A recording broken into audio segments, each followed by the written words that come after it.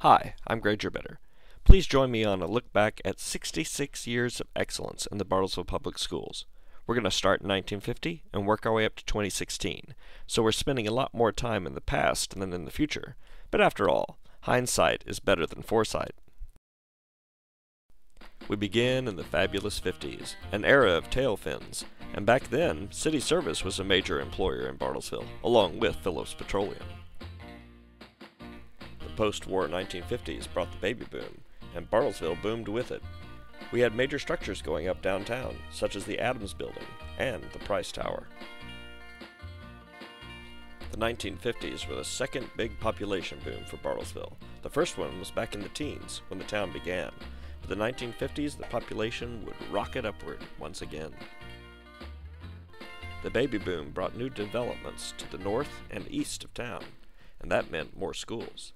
This map shows the elementary schools in the district prior to 1950, mostly clustered around the downtown to the west, with Highland Park out on the high ground along Tuxedo to the east. And to the southeast was Limestone, a building that was not yet part of the school district. New neighborhoods bring new schools. Down south, the tiny Southview. Out east, Will Rogers in the Pennington Hills area. In the far northwest, Oak Park. And then 3 schools on the east side, Ranch Heights, then Woodrow Wilson, and finally Hoover over by Sooner Park. And then to the south, Wayside.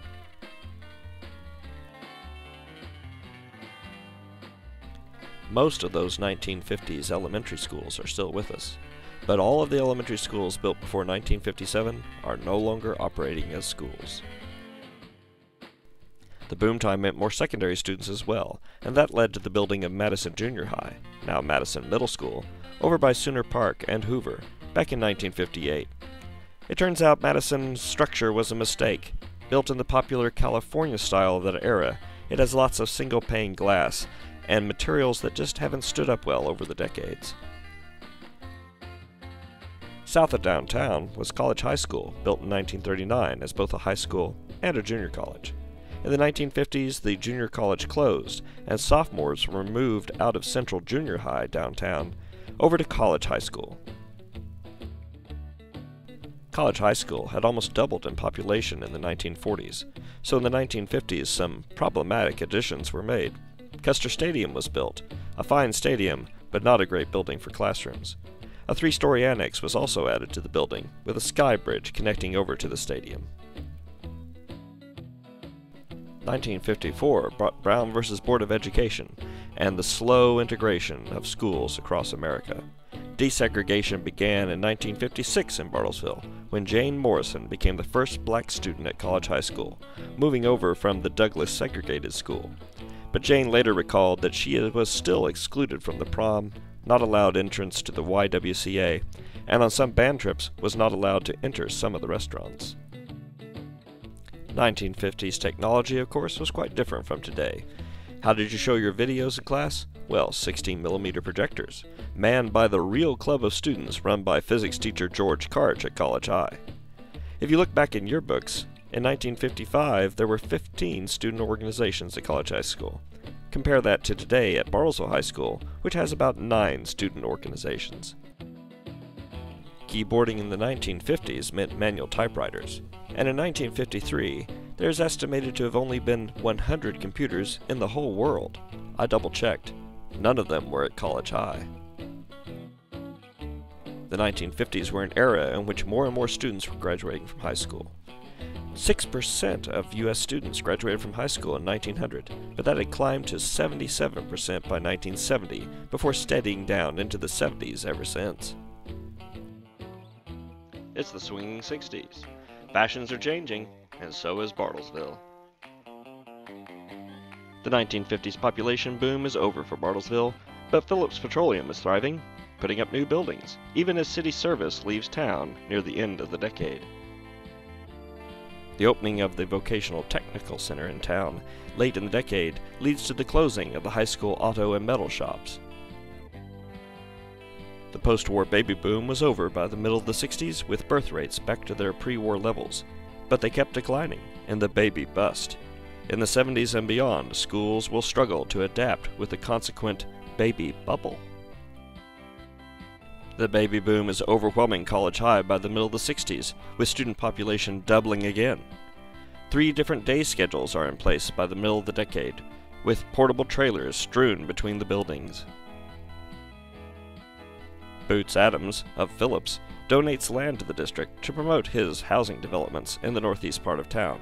That leads to the building of Sooner High School, the current Mid-High, and that inaugurates a major crosstown rivalry between the Call High Wildcats and the Sooner Spartans. Speaking of athletics, swim teams dominate in the 60s, with 10 consecutive state boys championships and 3 more state championships for the girls. Ah, the Super 70s. The less said about fashions, the better. The 70s brought the Arab oil embargo and skyrocketing oil prices, causing a local boom. Bartlesville increases almost 5,000 people in the 1970s in its third and final population boom. The baby bust and small, old school buildings triggers 15 years of elementary school consolidations in Bartlesville. In the 70s, Garfield, the oldest building in the district, is shut down, replaced by the Bartlesville Community Center. Horace Mann is gone, but a remnant of it is part of today's Education Service Center. Washington closes, as does Douglas, once the segregated school and now an elementary school facing its final days. The 50s brought desegregation, but in the 70s, the right to a free and appropriate public education was extended to all students, including those with severe mental and physical handicaps who previously had been classified as uneducable. In Bartlesville in the late 70s, a grant begins the alternative education program for students who are behind on credits, don't always succeed in the traditional environment, and need extra help. The 2 high schools in Bartlesville have different strengths. Sooner High is known for its arts programs, while College High is where you go for advanced math and science courses, such as John Baird's AP Calculus class, the first of many AP courses that will be taught at the school over the years. The baby bust had fueled talk of consolidating the 2 high schools soon after Sooner High opened, and the school board finally voted to close Sooner High by the end of the 70s. By the 70s, keyboarding has at least gone from manual to electric typewriters, but we still have those 16mm projectors for classroom videos. Here we see the National Merit students posing with a giant slide rule, soon to be rendered obsolete by the handheld calculator. In sports, Bartlesville teams win 7 state boys golf championships and 2 boys state tennis championships, but Title IX is promoting girls sports, and that'll pay off in the decades to come. The 80s. Walmart in ascendancy, and videotape vanquishes movie film at home and school. Phillips Petroleum peaks in the early 80s, with over 9,000 employees in Bartlesville. It builds the Plaza Tower and Center, but the oil boom goes bust, and Phillips Petroleum becomes the target of corporate raiders. The company fights them off, but at the price of enormous debt and job losses. The 1980s will be the only decade in which Bartlesville's population actually declines. More of the older, small elementary schools are closed. Highland Park is demolished and becomes a Quick Trip. Lincoln is sold to Service and Technology Corporation. Limestone becomes a service center for the district and eventually destroyed for a bank. Will Rogers becomes a service center, and Jefferson is demolished and replaced by Torrey Place Apartments. The old Jane Phillips School is replaced by a new building, and Richard Kane Elementary in 1985 is the last time Bartlesville built a new school building. It consolidated several of the West Side schools. The high schools are consolidated as well. Sooner is converted into the Mid-High for grades 9 and 10, and College High becomes home to juniors and seniors, all part of the new Bartlesville Bruins. The report, A Nation at Risk, triggers a wave of nationwide school reforms, which continues decades later. Eventually, students are required to complete 4 years of English, 3 years of math and science and social studies in order to graduate. Handheld calculators replace slide rules, but personal computers are slow in arriving in Bartlesville public schools. In the 1980s, Bartlesville's athletic teams will rack up almost 24 state athletic sports championships. It's the networking 90s, the era of the information superhighway, and the dawn of the World Wide Web.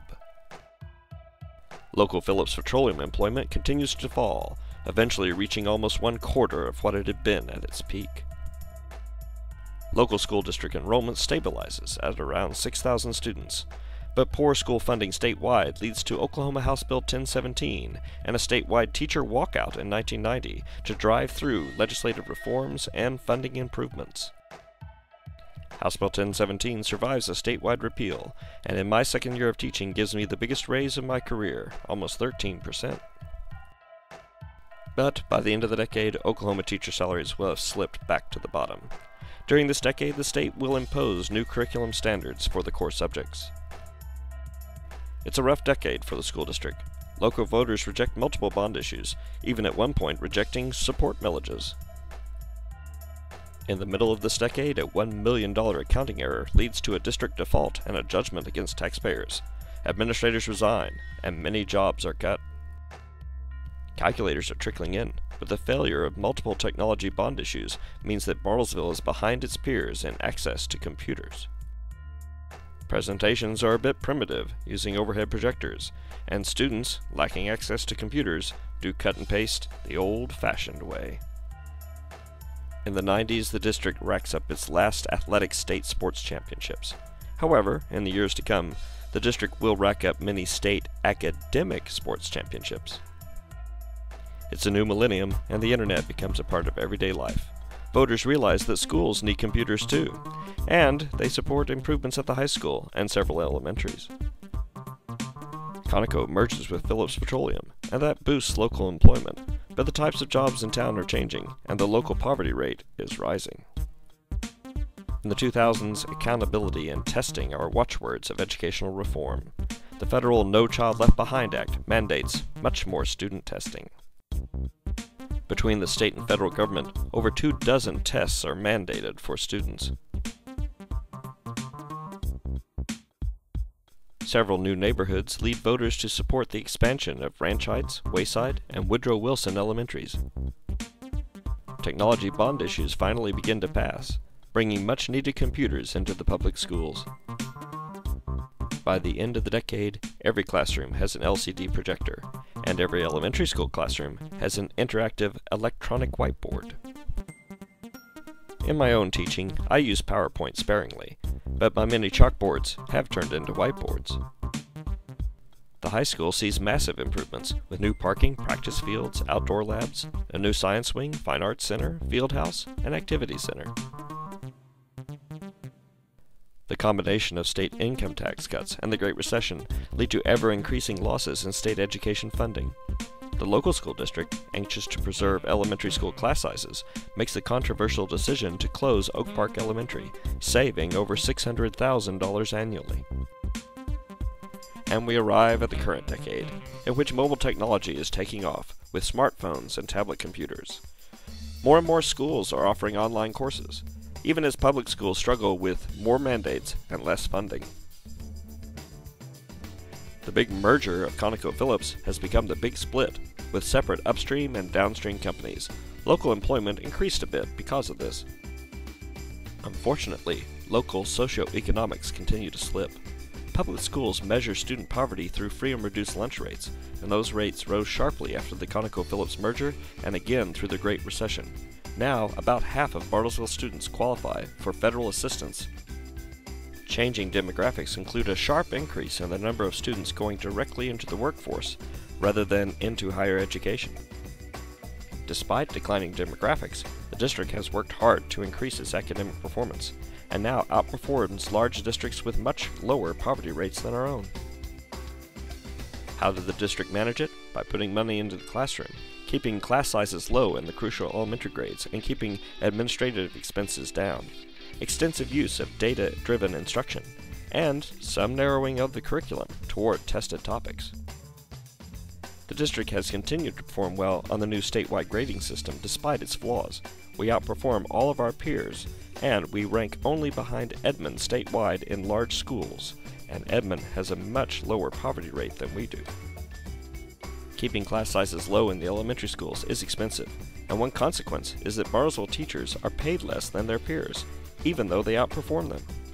In the graph, peer average salaries are in yellow, and the lower Bartlesville salaries are in white. In 2013, the future looked up for our schools as voters passed a $37 million bond issue to address secondary school facility needs. Central Middle School will be prepared for its second century of service with full-scale renovations, including a new gym, larger fine arts rooms, and a larger cafeteria. Madison Middle School, which has not aged well, will be demolished, with its student body relocating to the adjacent Mid-High building. Freshman and sophomore students will move from the Mid-High to an expanded high school, which will include an attached freshman academy and a larger cafeteria commons. Please visit bruinbond.com for more information on these exciting new projects. I hope you've enjoyed this long look back at the history of our schools. The continuing success of our school district reflects the ongoing support of its community.